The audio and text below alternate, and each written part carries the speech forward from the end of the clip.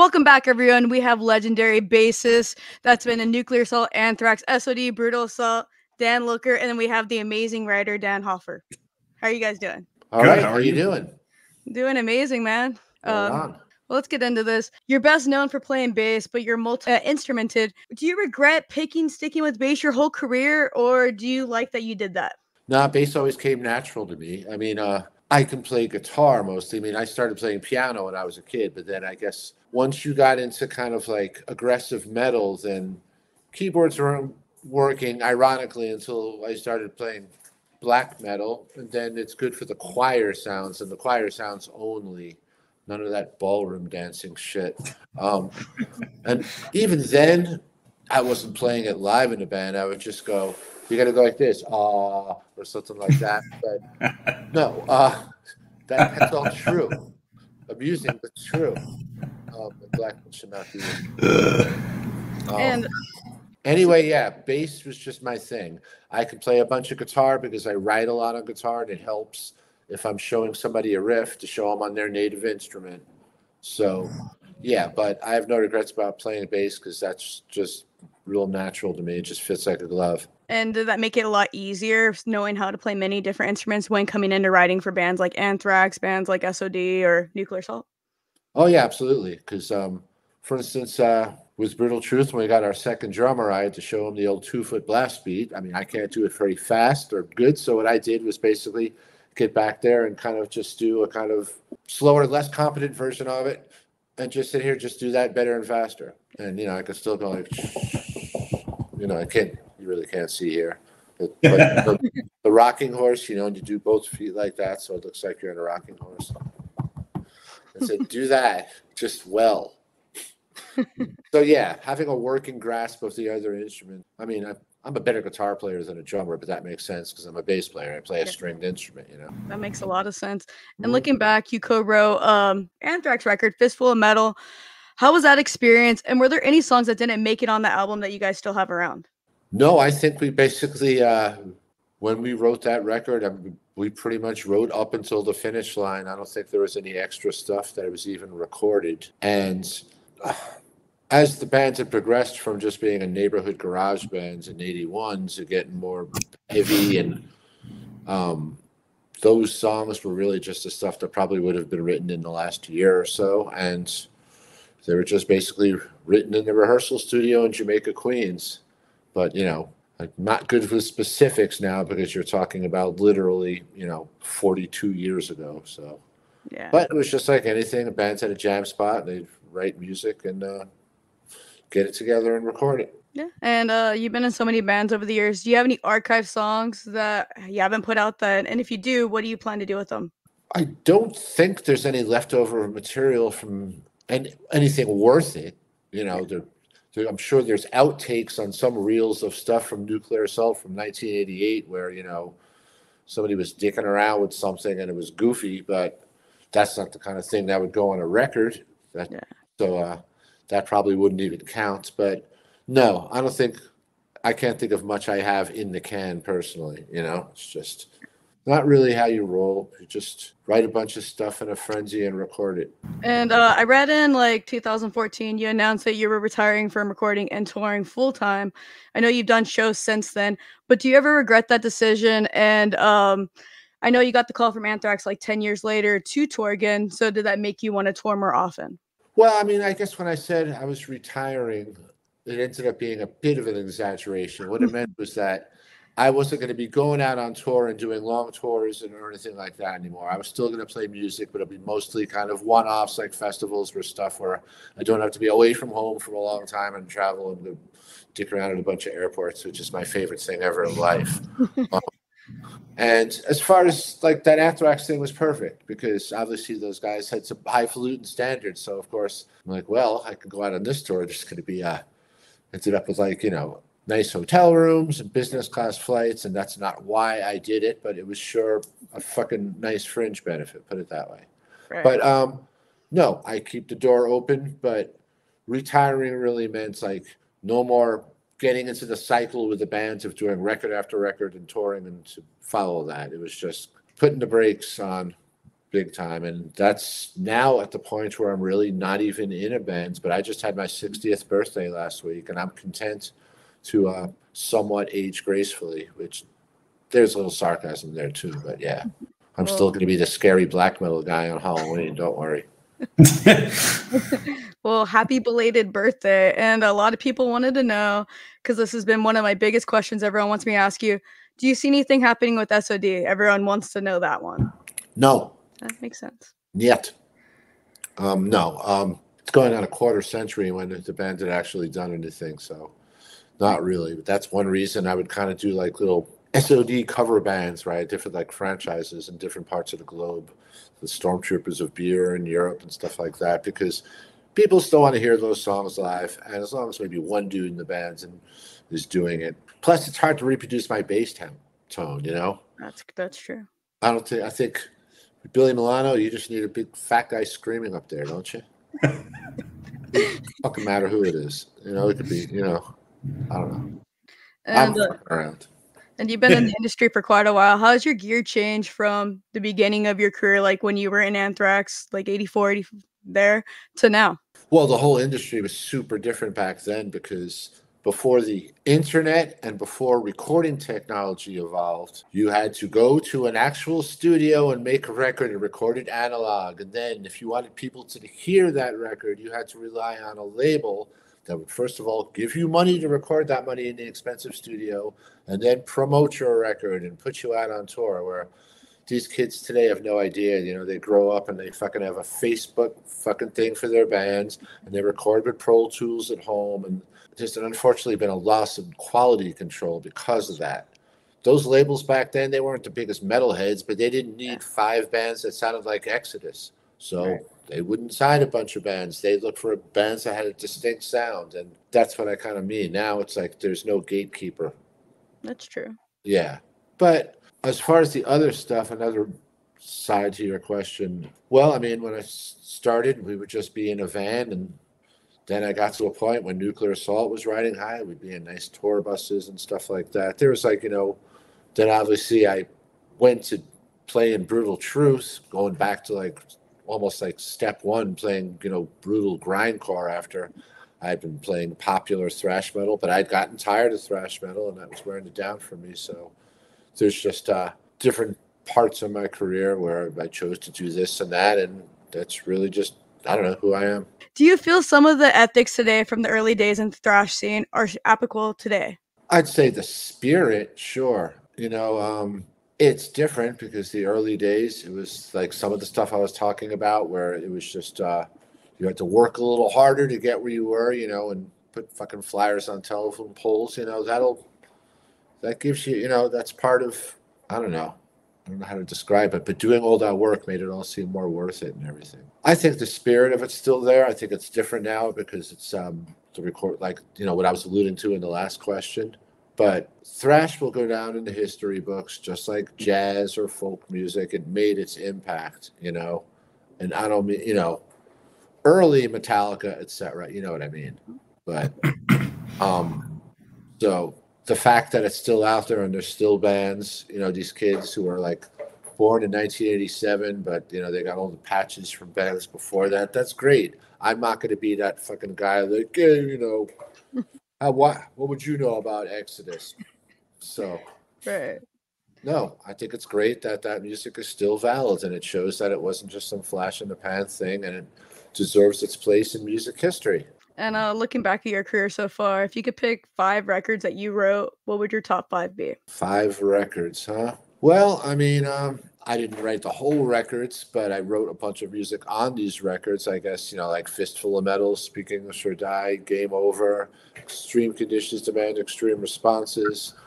And then I'm definitely proud of the Hemlock Lust for Fire record. It's noisy as shit, but it's just very savage. And we made it noisy on purpose because that was a period where black metal was getting very popular and getting hipsterish. And we were like, nope, nope, nope. This is what it's supposed to sound like. Fuck you.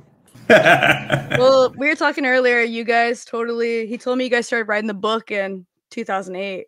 How was that process for you guys? And did you guys sit down together and write it together, or did you give them notes? Well, I basically just flew out to Rochester a few times over the course of, I don't know, a couple of years, and interviewed Dan like fucking crazy. He was a very good sport. You know, we would do interviews in the afternoon for a couple hours and then just decompress. And, you know, that's like tiring in its own way to have to use your brain like that, thinking. And, you know, I wouldn't say I was like hammering him with questions, but it was a lot of talking, and a lot of questions. And so, yeah, I just took the raw interviews and, you know, I tried to interview him chronologically just because that's the most logical way to present a biography of a musician, in my opinion. And yeah, then just fleshed it out with interviews from other people and just assembled all of these interviews into the narrative that you see in the book. It took like 6 years. That's on crazy. And off. That's crazy. And do you have any favorite stories he told you from all that writing? Oh God, yeah. There's all sorts of good stories in there. Let's see. That's a good question, actually. I mean, for me, I am a big Brutal Truth and S.O.D guy, so it was just very interesting to hear all the nitty-gritty about those bands. Stories in particular, I mean, I liked hearing about, and this is like something where I, you know, am not like a part of the book. I mean, only in that it was sort of me guiding the, you know, the narrative just in terms of what questions I asked. And Danny and I both have an affinity for the band Macabre from Chicago. So I was dead set on finding out about everything I could know about the Brutal Pungent Stench and Macabre tour. So there was a lot of funny stories about him and Nefarious hanging out in their little black metal lounge in the bus. And then, you know, I live in Chicago, so I went to Nefarious to get some more primary source material, and he told a bunch of great stories too about how they bonded over their love of black metal and would, you know, there was like somebody on the tour that you guys would kind of like torture that he got like bad juju from that. And I thought that was kind of amusing, where he was like, oh, these black metal fans are going to show up and like harass us because we play death metal or something. And I don't know, like the two like fan bases were kind of at odds at the time. Yeah. I don't know. It's just like kind of like yeah, that was very exaggerated, that whole, would you get the fuck off the stove, dude? I'll be right back. And were there any shocking stories that like you were like, wow, dude, like you didn't expect from, because you seem like you're a big fan in general of him, so you must know some stories before all this. Yeah, I mean, you know, Danny, one thing that I learned in kind of assembling the book is that the man has done a lot of interviews over the years. And I was able to go back and pretty easily corroborate anything that he was saying present day with what he had said in like 1989 or 1994 or whatever. Like, he is not the type to, you know, have a different opinion just kind of based on the flavor of the week, the, you know, the whatever is like popular at the moment. So I wouldn't say there was anything really shocking. I don't want to like spoil it because I would like people to get the book, but yeah, one of the most interesting things was Danny telling a story about hanging out with Kronos from Venom, and it just all seemed like, oh, you know, is like kind of surface level as that can be. And then I interviewed Gene Hoglan, the drummer from Dark Angel, etc. And he told me this incredible story about the same night that Danny, just being the humble guy that he is, did not bring up to talk about like, oh, you know, and then this other thing happened and look at me for being such a great person, you know, that I had no idea. And Gene brought that up like, as soon as we got on the phone, he was like, I've told people this story off the record for years. I am very happy to have it like in print and kind of like, you know, on the record, so to speak. And I was like, oh, so all of a sudden seems like very important work that I'm doing. So there's a great story in there from Gene that just shows Danny's character as a good guy. That's pretty cool. Right. But you'll have to buy the book for that. Yeah. And what I noticed I was talking about with you before we start the interview, like we were talking about how it went out of print. What made you guys want to reprint it? Well, I mean, people kept coming up to me and asking, is it possible all to get your book? You know, I just see it on eBay for $100 or something. And it's been out of print, I mean, for about 5 years now. And it was just there was just enough of a demand eventually that it made sense to do it. And then once we started saying we were going to do it, people were like, oh yeah, no, you know. So it was just really, it wasn't because there's so much new stuff I've done in the last 10 years. It's just more about having access to the book at all. Yeah. And with you reprinting it, do you guys see yourselves adding anything? Did you guys add anything new or no? Yeah, we have, there's a new foreword in there that's written by Danny's friend and metal icon, Thomas Lindberg from At the Gates, Lockup. And there in the first edition, the book is mostly black and white, but we had 3 full color sections of just photos and flyers and ephemera or whatever. So we added a 4th color section. So there are some new elements to it, but it was more just like Dan said, the fact that it has been out of print and people seemed interested. It was one of those things with the first edition where it seemed like there was always copies to go around until just one day there wasn't anymore, you know? And it was like, oh, okay, well, maybe everybody that got this or everybody that wanted this got it, but people kept coming out of not coming out of the woodwork, but, you know, sometimes I would just get random emails or people approach Dan at shows just saying, oh, I just learned about this thing. I had no idea. Which I always kind of liked that the book was sort of like word of mouth and underground. It's very appropriate to Danny and just his way of being. So, but yeah, so we did add a little bit to it. And again, just the fact that it's available again is kind of like a key. Well, I feel like from being a bass player myself, like all of us bass players, I've always looked up to him. So I feel like he's always going to stay relevant in this industry. So it's pretty cool to see that there's a want for it to come back out. You know what I'm saying? Like it's interesting. Well, thank you, first of all. Yeah, I mean, it's cool. I mean, I'm not gonna lie. Of course, you get a slight little ego boost, like, oh, people still care about me. But it's just literally like I worked at a record store here in Rochester, New York, for like 4 years, and people would come up. Like this one girl would come up every year and go, "My dad's birthday's in June, and I want to get him your book. So come out, you know." And feel bad. So every June I'd be like, I really got to get that fucking book out again. Or people I know, like a good friend of mine in Czech Republic, would be like, well, you know, I lent the book to a friend of mine and never got it back. But then he moved to Austria or something like that. Some kind of obtuse story where you're like, this guy's got to get him another book. But no, I mean, it's cool. And yeah, bass players unite. Did you ever think that S.O.D and like Nuclear Assault would stay this relevant in this industry after so many years, even though you've done stuff with Nuclear Assault, but with S.O.D you haven't done much? No, haven't done much pretty much since the turn of the century. Yeah. And no, it's a great feeling.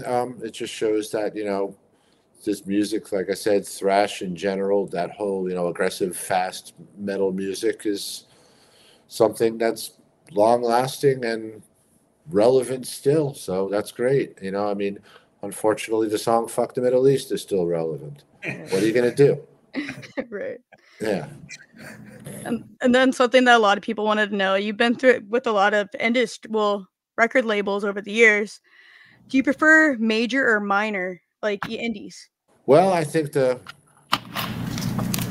labels that the smaller labels really care more about it. I mean, I guess I've been on a couple of bigger labels, and then you have the advantage of the distribution and the budget, but not the, you know, the TLC or anything. You're just a product to them. Whereas the smaller labels are a lot more dedicated and care, and they signed you because they're really behind what you're doing. They might not have hundreds of thousands of dollars to put you in a fucking, you know, full page ad in Rolling Stone or whatever the hell, but It's more about, you know, the passion. So I've always found that the smaller labels, you know, just care a lot more. And that's what's important, having somebody who's, you're giving them your music. You know, if you want to get lofty artistic about, you know, then you're taking your creation and putting it in their care to get out to the world. So fucking do it right. Right. Really. Right. And from you listening to all of his stories, did you like any of did you have any favorite tours he did? Oh God! Well, I mean, I have to point to the S.O.D. Bigger Than the Devil tour because, you know, Danny has like heard all of my stories a million times, but yeah, the Live at Budokan home video was like life changing for me. I had that, and my friend's brother technically had the video, and then I bought the cassette of the Live at Budokan recording, and I had that for years before I ever actually heard the studio Speak English or Die album. So I mean, I never thought I would get to see them live, and then they came around and played at the Metro in Chicago, and you better believe I was at that show. Yeah, absolutely. And did it blow your face off like you thought it would do? Oh yeah, I mean it was incredible. And it was also a funny thing too because, you know, without really like realizing at first there was like a few times where we were kind of in the same place at the same time. Like my wife is from the Pittsburgh area, and one time I was out visiting her and we went to a show. It was Cannibal Corpse, Napalm Death, and Macabre. And Dan was just there at the show. And, you know, I was kind of like, oh, that's weird. But there he is, you know, and I didn't approach him or anything. But at the S.O.D. show, was fortunate enough at the time to have a friend who worked there. And so we were able to sit like up in the kind of VIP balcony area. And sure as shit, you know, during the opening bands, Danny was just up there hanging out as he does. And I'm like, holy fuck, this guy is just like right here, you know? So yeah, he's just very approachable. Hey, that's not something you find often too with people that are like on his caliber of like bands he's been with. Do you have any favorite tours that you've done? Well, I mean, some tours are memorable just because of the landmarks they are, as far as like the first time Nuclear Assault got to go to Europe, which would have been like June '87, because back then that was like one of serious milestone. I mean, it's stuff we actually discuss in the book. Like, you know, you get to a certain stage and go, once we do this, it's going to be fucking awesome. And then that was one of those plateaus. Or when S.O.D., the exact era he was just talking about, Dave, where we went did stuff in '99 because we'd only done a handful of shows back in the day before it stopped. So actually getting to do a full-scale tour after all that time, where, you know, the bands had all that notoriety, made for some like really, really cool shows. Or let's say like when Brutal Truth, that was the first band I went to Australia with, and, you know, you can imagine how much weed was smoked at that. And you know, so much that, you know, barely remember, but that in New Zealand, yeah. Just, I mean, shit, it could be anything. Like, it wouldn't even have to be a tour. Just like, let's say when Brutal Truth played the fucking Infernal Festival in Norway in 2007, up in Oslo over Easter. That was just an awesome show. I mean, I had a lot of friends up there by then anyway, just like really good memories. Or the first time when Dave came on and I really met him was when Brutal Truth did some shows in the UK in the winter of 2007. In which they don't heat their venues, by the way. They give you some street urchin shit like, well, mate, it's either we got to eat or put, you know, heat in the building. And I'm like, so, yeah. That's fucking true, too. That tour was still great, though. Total Fucking Destruction and Narcosis, Brutal Truth. Total Fucking Destruction being Rich from Brutal Truth's other band, so he did double duty. That's crazy. And yeah, and I met Dave on that tour. He did merch for us. Yep. Here we are. Look at you. Do you ever wish that S.O.D. was more than just like kind of like you guys did one-offs? Nah, because I think it makes it more special like that. You know, if we even doing the second record, it was a good record, but it never had the impact of the first one. So if S.O.D. had become a normal, productive band with album after album and tours, I think it would have just taken away some of the magic of it. Yeah. And I'll ask both of you guys, what 5 records shaped you guys, for you as a musician and for you as a metalhead? What 5 records? Well, as far as we go back earlier, as far as what shaped me as a musician, because I haven't had bass playing influences for a while, but you'd have to go back to people. And remember, I turned 60 last Friday. So you're going to say like fucking Jack Bruce from Cream, John Paul Jones from Led Zeppelin, Geddy Lee, Steve Harris, Lemmy. Those are some solid people. And, yeah, I like to think so. And what about you? Can I just pick albums? Well, I said albums, but he picked. Okay. Oh shit! Was I supposed to do albums? It's okay, either way. Oh, okay. Go ahead, Dave. I'll come back to that. Okay. Let's see. I was always kind of like a death metal grindcore guy, and that, you know, in like this realm. So I would say Deicide Legion, Cannibal Corpse, Tomb of the Mutilated. I would say Morbid Angel, Blessed Are the Sick. I'll go a little left field and say the first Ass-Suck album, Anti-Capital. Nice. And then we'll give a shout out to Macabre and say Sinister Slaughter. Hell yeah. And then I'll go back and basically mention albums those dudes played on. So that would be like Disraeli Gears by Cream, Led Zeppelin 2, 2112, Ace of Spades, and the first Iron Maiden record, because we are talking about shaping me as a musician. So I'm not just going to be top 10 records you like. It's more about what made me what I am. Yeah, you know, definitely. If I put Napalm Death Scum, it's a great fucking record. But, you know, I didn't have to have any tips from Shane, who doesn't actually play on that record. But regardless, I digress. And I got to ask you, you always had the unique tone and bass in the industry, still do if you listen to all those records. How did you find that tone? I had to go through a lot of different pedals and amp heads to find that tone. I mean, the original influences would have been like Rainey from Discharge and, you know, Kronos from Venom, as far as having that nice overdriven tone. I did end up settling on the Tech 21 SansAmp 2 pedal. Now, you'll hear a bass player say they have a SansAmp, but I'm using the guitar pedal, not the bass pedal. The SansAmp bass pedal is a great pedal. You get that piano growl. It's very heavy and aggressive. Think Frank Bello, Craig Satari, people like that. Oh, yeah. But I'm actually using what a guitar player would use, so I could get grinds and feedback and gnarl and all that shit.